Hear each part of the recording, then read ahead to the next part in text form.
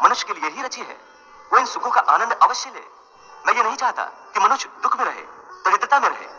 मैंने आनंद की रचना ही इसीलिए की है कि समस्त प्राणी जीवन में आनंद से रहें, परंतु इस आनंद में परमानंद को भूल जाएं। मैं ये नहीं चाहता।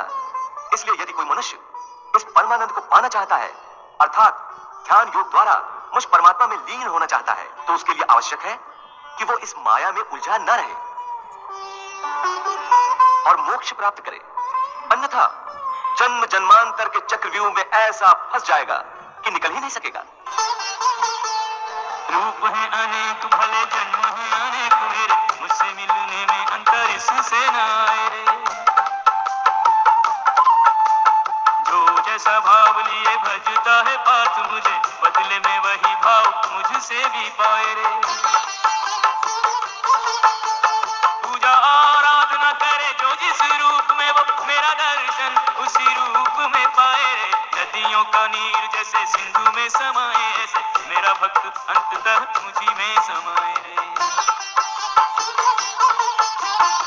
हे त्रिलोकीनाथ, आप आवागमन अर्थात पुनर्जन्म के बारे में कह रहे हैं। इस संबंध में मेरा ज्ञान पूर्ण नहीं है। यदि आप पुनर्जन्म की व्याख्या करें तो कृपा होगी। पार्थ, इस सृष्टि के प्राणियों को मृत्यु के पश्चात अपने अपने कर्मों के अनुसार पहले तो उन्हें परलोक में जाकर कुछ समय बिताना होता है, जहां वो पिछले जन्मों में किए हुए पुण्य कर्मों अथवा पाप कर्मों का फल भोगते हैं। फिर जब उनके पुण्यों और पापों के अनुसार सुख दुख को भोगने का हिसाब खत्म हो जाता है, तब वो इस मृत्यु लोक में फिर से जन्म लेते हैं। इस मृत्यु लोक को कर्म लोक भी कहा जाता है, क्योंकि इसी लोक में प्राणी को वो कर्म करने का अधिकार है जिससे उसकी प्रारब्ध